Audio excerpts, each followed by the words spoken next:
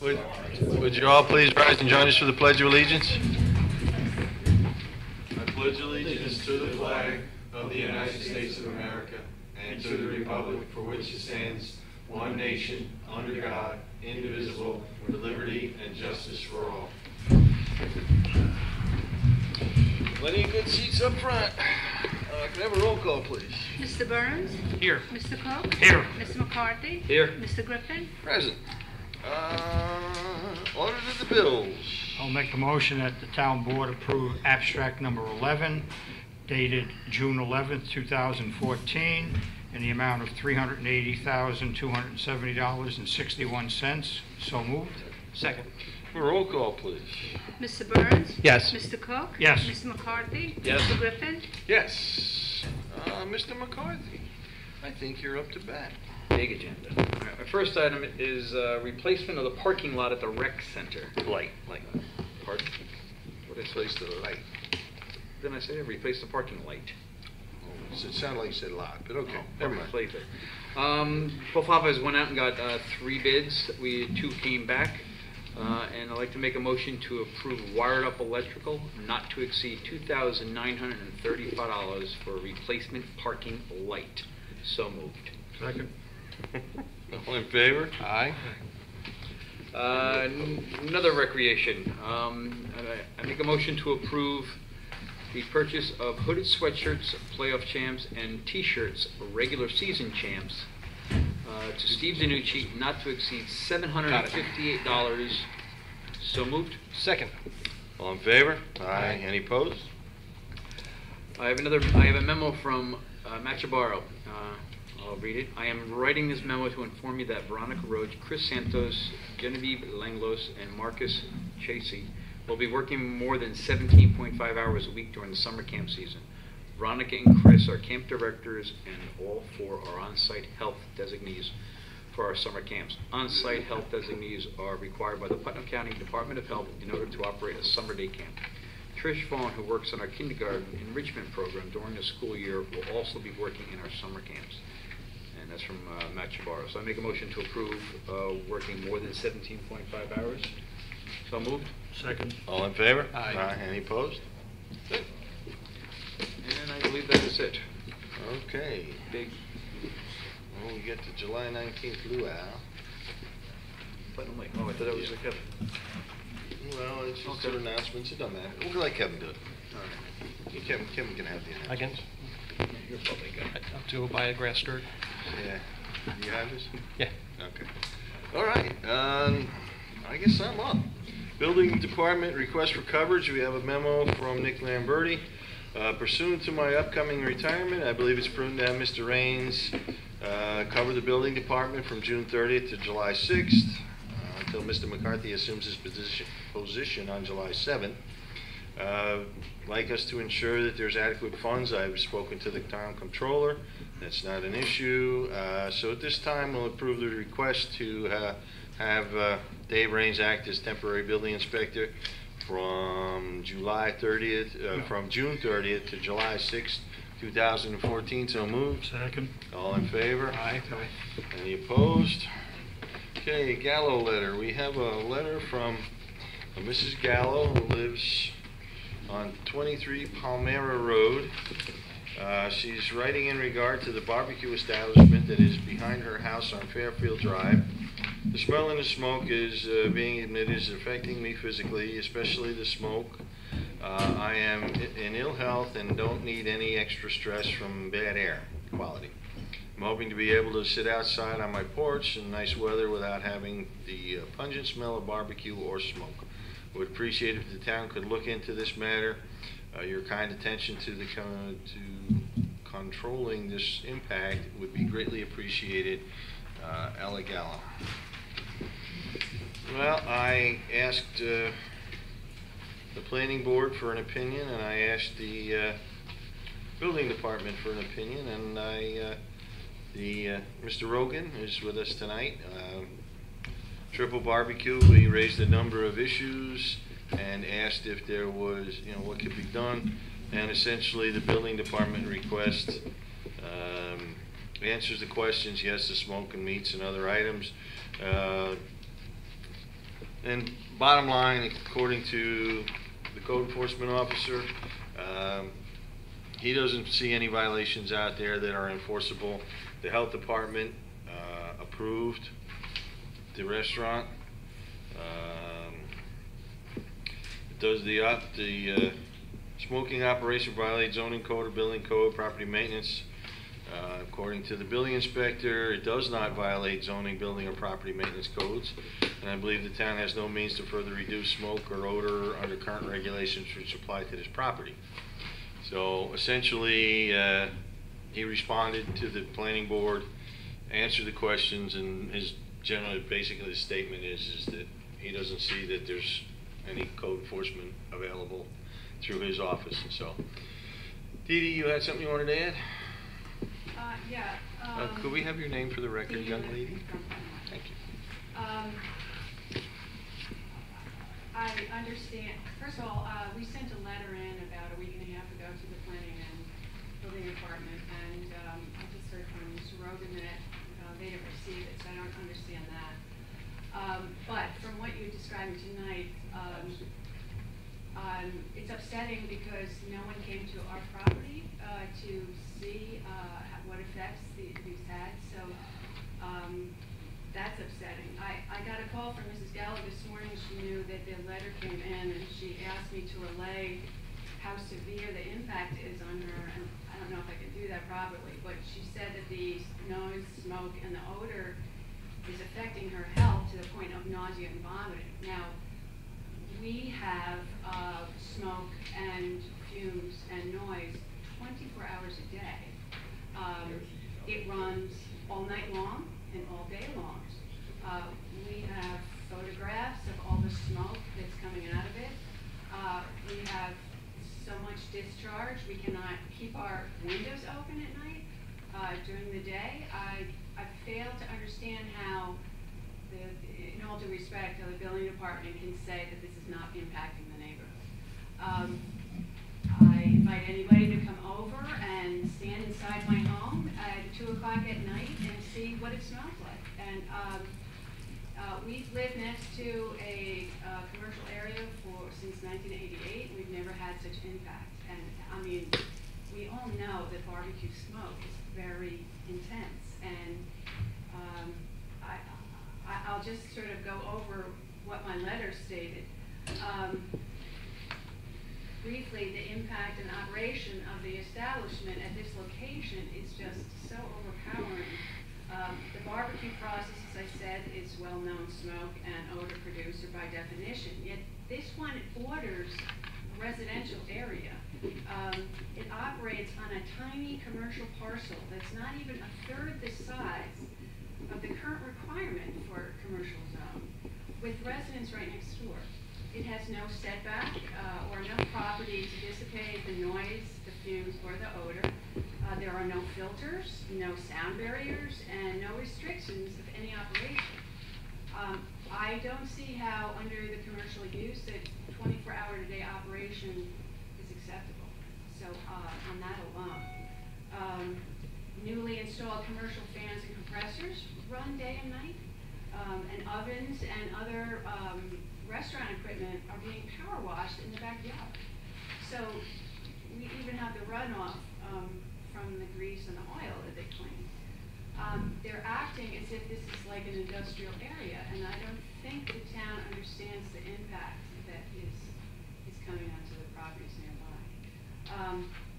As you know, barbecue smells are so intense, they can permeate inside our home. At these times, we can't even open the window to get fresh air. Particulates are fatty, and so they permeate and last for a long time. Just last night, for example, beautiful weather, we couldn't even open our windows. And as my neighbor said, now she's prevented from going and sitting outside when this is on. It's gone on for 2 months, and we've waited for some kind of respite, and we haven't even hit the height of the barbecue season or the humidity or the heat. And the operation of this business has definitely impacted our lives, and it's going to reduce our property values. we have 3 homes on the street right now that are selling a property. They don't want to make any kind of commitment because they would have to disclose, you know, the fact that there's so much smoke. So I'm asking you, as the town board, to really look into this a little more. I think, as I said, nobody's come to any of the properties along Palmyra Road that I'm aware of. Nobody has seen the smoke. Nobody's seen any pictures. They haven't listened to what it sounds like at 10 o'clock at night or 4 o'clock in the morning. I think that it's not a full evaluation of what's really going on. So I really hope that you will take another look at this. Let me ask a question maybe of our town council, because I don't know enough about zoning to know the answer to this, but I mean, even if it's in compliance with zoning commercially, could you still have an action in trespass or nuisance?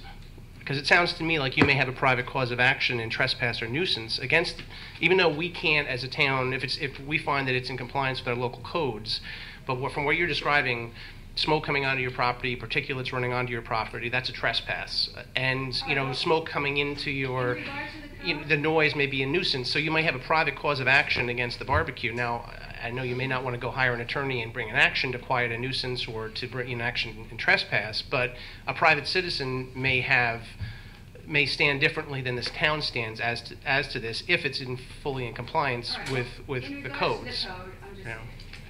I'm curious as to, if it does state in the code that business or the discharge is not supposed to be a nuisance, it's not supposed to be an odor, it's not supposed to give out smoke, it's not supposed to give out reverberations, it's not supposed to give out noise, and all of the above qualify. So under the code, I'm not understanding why it wouldn't be. It's not violating any of them.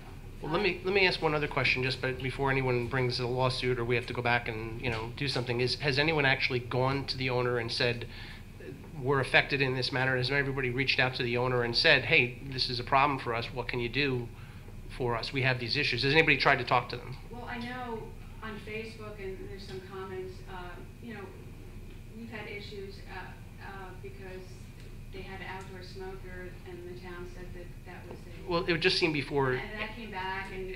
It would just seem like the first line of defense is for, even if there's a neutral person there, like, I mean, a town board member, the aggrieved citizens, and the owner, to sit down and say, these are these issues that were brought to us. We don't necessarily see a code violation, but we're looking at it again, but could we reach some amicable resolution? But I guess I'm not understanding how it could not be a nuisance to run 24 hours a day. Yeah. I just got... a respite from either smell or noise from this establishment, and by the normal course of commercial zone, it's usually hours of operation. I'm not understanding why we have to have it 24 hours a day. I mean, aside from the nuisance all day long, I mean, at least during the night, I'm not understanding why nothing, not one thing, is restricted, or why we're not protected in the same way under the code as they are. I'm not getting that. This is the first time I think we've seen the memo from Nick, so we'll probably have to go back to Nick and talk to him to see what, in fact, he did do, so we're really, for the first time, seeing these findings tonight. I maybe you didn't get a chance to read my letter. I outlined everything, and perhaps I'll resend it to the planning and the building department. If they haven't had the opportunity to even appreciate what our complaints are fully, perhaps you would take another look at it if you wouldn't mind. I don't know if this determination from the building department is the end of discussion, or would you entertain looking into this a little more? Yeah, I think that brings up the question that maybe we have to review the code even further. Has anybody contacted the Department of Health? Well, I just briefly contacted them, and they're the same sort of by guidelines, and by the guidelines given to them when they were there, you know, they didn't have any objection. But you know, it's difficult. It's like saying if I start a fire and put it out, and you come 2 hours later, you're going to say, what's the big deal? So unless you're seeing what it feels like to live there next door, you know, it's difficult. Again, I don't know if they know about the grease and the oil being deposited, or the power washers, or, you know, it's difficult because right 40 feet away. You can see it very easily. Well, It's I mean, snowing. if this is a 24-hour, I'm going to address this to Michael here, 24-hour operation, what Dee's describing, can't the code be updated to restrict? But even if the code is updated, They're- I'm not they're sure it would grandfathered in. necessarily apply to him. Right. What I was gonna suggest is, Bob, since this is gonna land squarely in your lap as of July 7th, why don't you sit down with Mr. Ligori and Mr. Williams and see what course of action you might find possible? Perhaps you can go talk to the business owner. And also the discharge of, the pressure washer when they're cleaning that. Oh, I I mean, that's- mean, we're concerned about the Right, runoff yeah. of that. I mean, this is not a little bit. It's like, as I said, the nuisance running all night long, not only the smell, I mean, again, we can't leave our windows open. I mean, that seems to be a right that everyone has, to be able to open their windows all the time. It runs all night long, and they definitely have an indoor smoker, they have an outdoor smoker as well, and it runs all through the night and all day long. And Were you notified of their application to open? well, that's the issue, is that there was no It must have been site determined plan. that there was no change in use. No impact? Restaurant. It was a restaurant to a Restaurant. restaurant. And, you So know, there was no change? Yeah, so it didn't, it didn't go to the planning board for an approval, Right. it didn't come to us for, Right. Well, I think it's a 24-hour I think operation that- is what their yeah, concern is too. And I think in my letter I outlined, it is a change of use if it's 24 hours as opposed to a normal. And also I'm concerned with, if this is such a small lot, and I said it's only like a third of the required dimensions now for the commercial project. At what point is the use, does it surmount the size of the property? And I'm saying that it is too severe for the proximity to the residents and the use that is I mean, this is a process and a smoking that is already very intense, as everybody knows. The building essentially would have to come down before the size of the lot became an issue, because, if the planning board was looking at it, they would look at the lot size and they would say,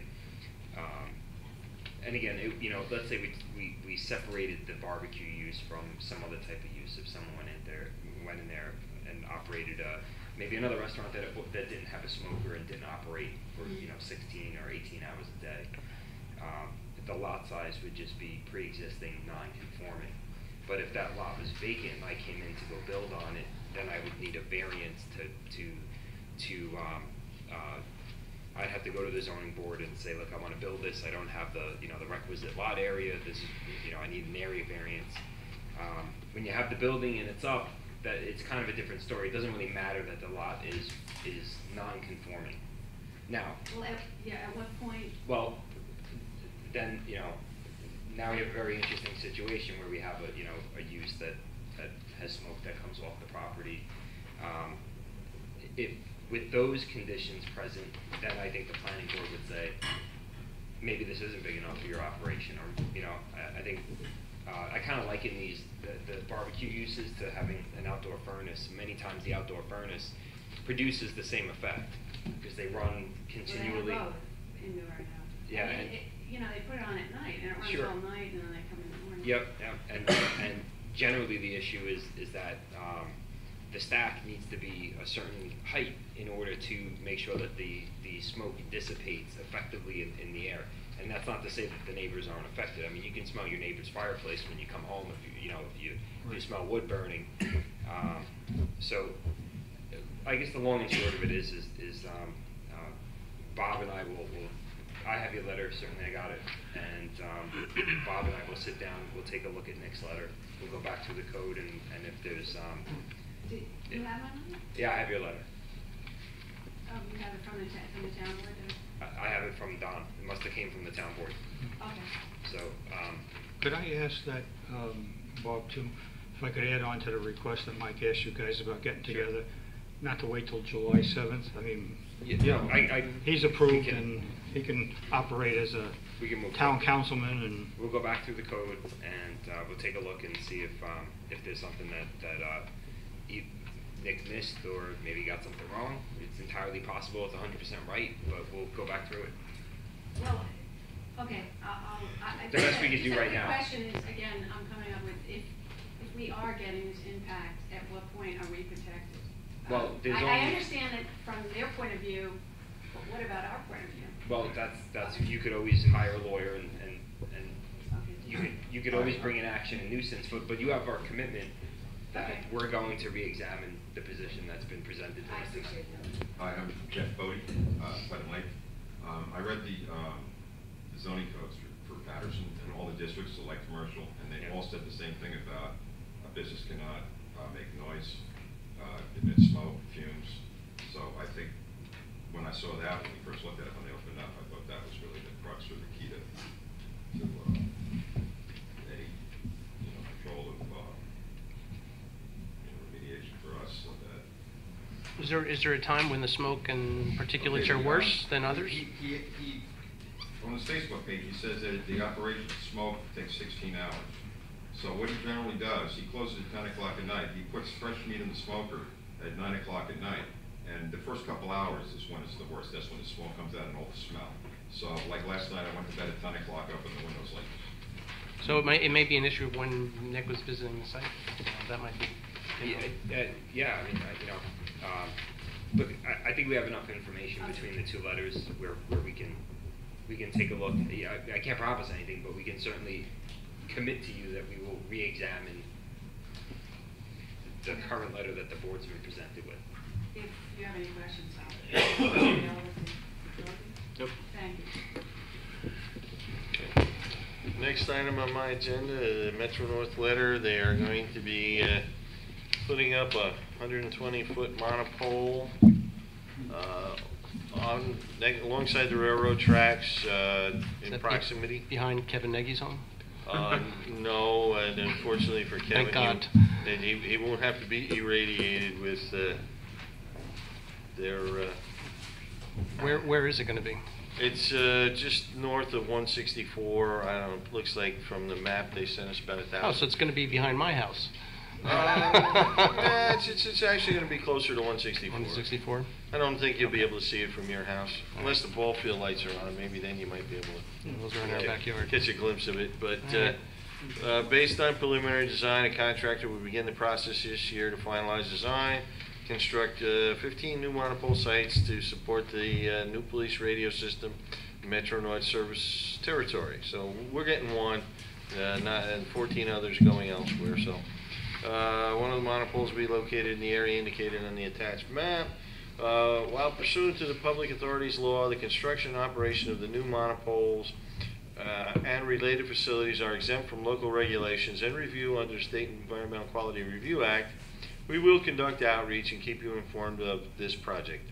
As such, we will be in touch shortly to arrange a meeting with your office, MTA Police, and the contractor regarding this project. So if anybody wants any more information on this or wants to make a comment, please contact my office, and we will get you the information and give you the, either you can give us your comments or we will give you the information how to contact the MTA directly. Despite the nature of the request, they don't have to come before the planning board or the zoning board, nobody has. As far as I know, towers of this sort, which are considered part of the metropolitan Transit Authority infrastructure. yeah, the National Interoperability Mutual Aid Channels.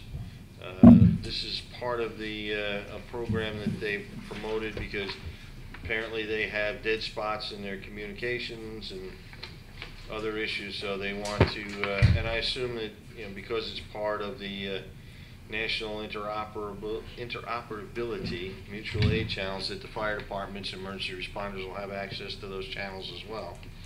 So, You want Rich and I to make some new law? look, yeah, at some point it's probably from 164. It's probably 800 to 1,000 feet up to tracks going north. I don't know how much of an impact it's going to have on anybody, to be honest with you.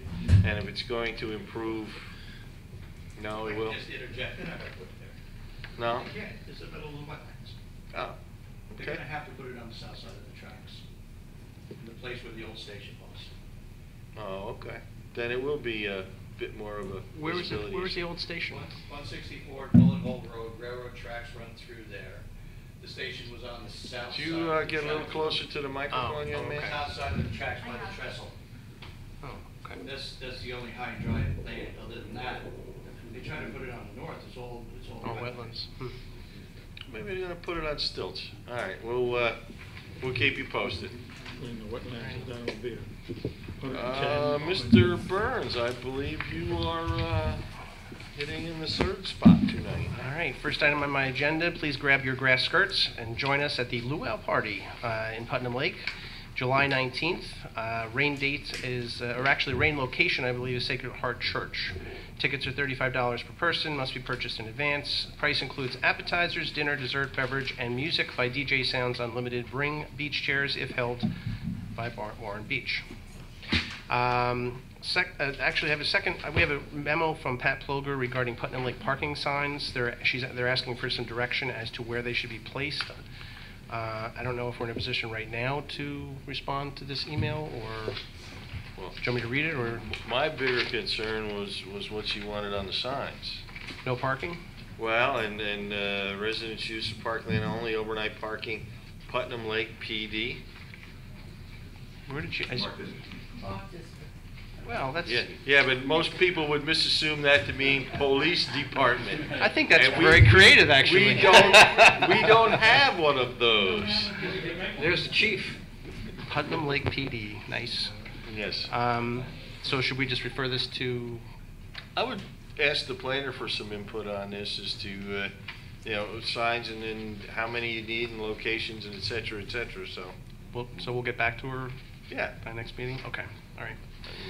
I think we have probably a fairly significant amount of sign pollution over there now, but. True. Yeah. Next item on my agenda is a conference request for the New York Association of Tax Receivers. I note that partial scholarship was covered, is covering cost of attendance, so I make a motion to approve the conference request as submitted. So moved. Second. Now, if we don't approve it, does she have to give back everything she learned? I don't know how she would do that. All in favor? Aye. Any opposed? So moved. Next item on my agenda are budget transfers. Budget transfer transfer 21 is between Parks Contractual and Payroll and Benefits for $11,020. Transfer request 22 is $14,100 between designated capital project and equipment outlay. I think the first one's supposed to be bracketed, that's a deduction. And that's basically for the old town hall generator to remove to the recycling building. Budget transfer 23 is from $260,000 for miscellaneous other government to highway equipment and capital. This is an adjustment necessary to allocate funds for highway equipment to cover the cost of the backhaul truck, which is being funded by Putnam County. So I make a motion to approve budget transfer requests 21, 22, and 23 as submitted. So moved. Second. All in favor? Aye. Any opposed? Or am I the only one that's good? The last item on my agenda is we have a memo from the Highway Department. They chose not to award the diesel bid that we had, instead chose to piggyback it on the New York State Office of General Services contract due to cost savings. They also had an issue recently with the company that delivered diesel, so so at this time we have a resolution basically allowing the Highway Department to purchase the diesel through the New York State OGS vendor. So I'll make a motion to approve that resolution as read. So moved. This is to approve it for them to use Stormville oil, right? Correct. Correct. Right, and I think that's the OGS vendor, right? Yeah, I think that's the Office of General Services vendor through Right. New York State, but it's Stormville Oil is the vendor. Second for this area. All in favor? Aye. Any opposed? And that is all. Thank you. Mr. Charles? Last meeting, we had the pleasure and mixed feelings of thanking Mr. Fred Buzzy there for his long service on the zoning board. So tonight I would like to make a motion to request the town clerk to advertise that we have his opening on the zoning board, and for all interested parties to send their letter of interest in to the supervisor's office, and we'll go from there. So, so moved. Second. All in favor? Aye. Any opposed? None.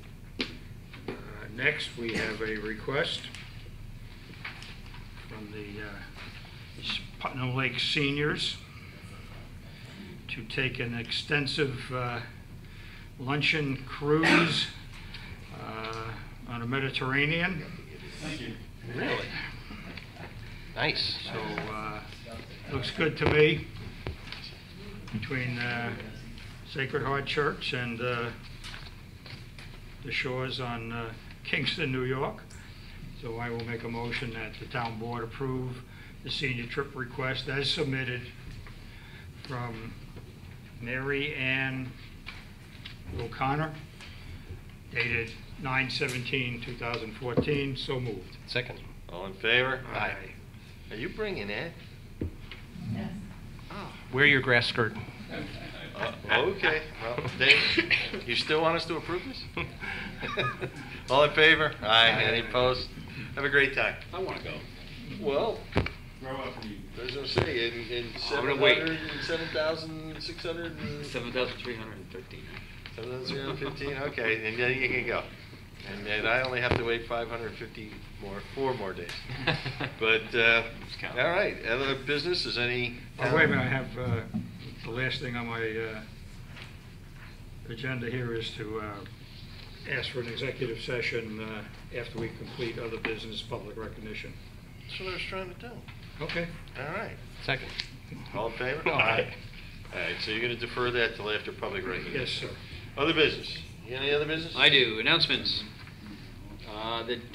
The Duffel Bag of Patterson would like to reserve the use of the Patterson Recreation Center for 2 musical concerts on the afternoon and evening of Saturday, July 26, 2014, and the afternoon and evening of August 6, 2014. July 26th event is titled The All-American Concert and will be performed by the Southern Duchess Concert Band. August 6th event is titled An Evening with the 42nd Division Band and will be performed by the 42nd Infantry Division Band. These concerts are offered at no admission to the public. The July concert is sponsored by the Duffel Bag of Patterson, and the August concert is sponsored by the American Veterans Historical Museum of Putnam County. I hereby request that the center be used at no charge by the above-mentioned organizations, and the town of Patterson will be listed as a co-sponsor. So I make a motion to approve these 2 nights with no charge to the All-American Concert and an evening with the 42nd Division Band. So moved. Second. All in favor? Aye. Any opposed? Good. The We're other- going to the concert. The other one I had is too is about, I guess, the parking line signs, the no parking. Couldn't we actually just put them into like the entering into like the town of Patterson?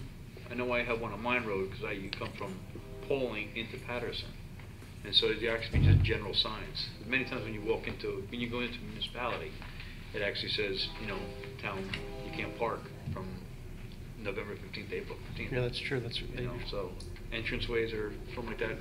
I don't know if we actually need to put them all around town. Right. Put Lake, because then they could actually just be the major thoroughfares going into the town. So that was only my concern Well, there. that'll be an answer that the town attorney will That's give why you. we're putting you in charge of code enforcement. There you go. You see that? I'm gonna smell some barbecue tonight. Well, it wouldn't be hard. Yeah. Okay. That was it. Charles? I just have one, I believe today I witnessed the delivery of emergency backup generator, and I was wondering if we could maybe get a little update from the town planner on where we're at. It's here. Just when you thought you were going to... Sure, generator arrived today.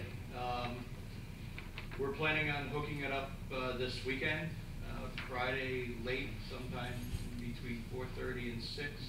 ISIG will be here. They're going to kill the power to the building.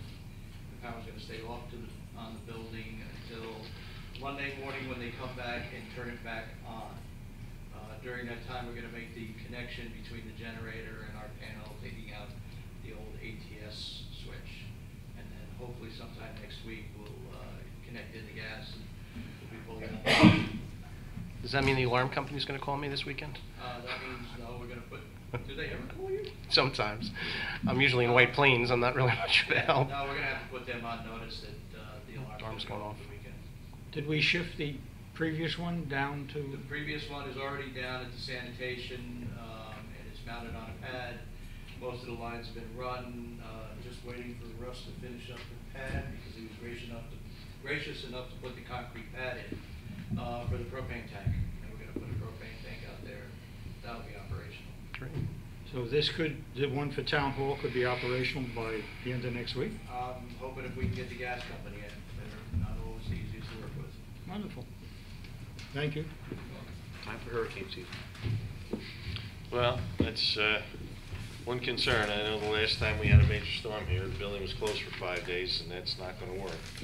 So, Kevin, do you have any? Yes, I realize that it's Mr. McCarthy's last day on the job with the town board, and I think we should acknowledge that, I will personally acknowledge that I've enjoyed working with you, and we look forward to working with you as the Director of Code Enforcement. I'm sorry we don't have a plaque, but, I will. 7,300. So I'd like to acknowledge you for your service with the board, and it's been a pleasure working with you, and I look forward to working with you with as Director of Code Enforcement. Second that motion. Well, thank you very much. I All in look forward favor? to it. It was a pleasure running with you. It was a pleasure serving with you. And I look forward to working with you in your new capacity. Wish you lots of luck and all best wishes. Well, thank you very much. I look forward to this new endeavor. So I have been doing another transition with Nick, so he brought me up on a speed, and I got a great crew that I'm working with, so, and also a great town board. I mean, it's just it definitely was a pleasure working with you guys. Flattery will get you nowhere. Good. I'm currently compiling a list of people you need to watch out for. How big is that list? It's growing all the every time. day. But there's 3 or 4 prominent names on there, so when you hear them, make sure you Run? that would be one For suggestion. lunch, run away. But at this time, we'll open the meeting up to public recognition. Is there any member of the public that would like to be recognized? Well, we know who you are, so you've been recognized. Would you like us to bring you the microphone, young man? The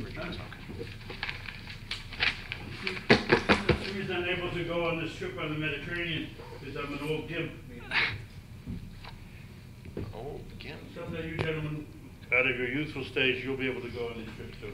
The microphone works best if you... Hello, yes. There you go. We were talking about, there's an event taking place this Saturday at the field outside of Sacred Heart Church. It's called Rock on the Lawn. We have 4 different music groups, everything from a rock and roll group to a country western, I believe. I know an Irish group, and something else.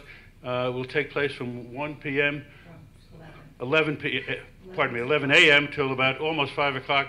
That's on this Saturday. There's lots of room. The price is great. It's free. The Sacred Heart PD has said that they will allow us to park on their ample parking lot. So if anybody, and there will be snacks and food available, and there's a lot of raffle prizes and things like that. So if anybody is free this Saturday at Sacred Heart Church, probably bring your own chair unless you like the grass stains on your back. But anyway, it's with the 4 or 5 different groups and also mostly young people, it should be a great event. It's Rock the Lawn at Sacred Heart on this Saturday from 11 a.m. until 4:30 p.m. Thank you. Is there any truth to the rumor that you are going to be providing the open bar? I might be at the open bar. That doesn't mean I will be providing it. Well, thank you. That's good to know. All right, is there any other member of the public that would wish to be recognized at this time? Then I will accept a motion to go into executive session. Motion to go in executive session? All in favor? Aye. Thank you all for coming. Russ, you are invited.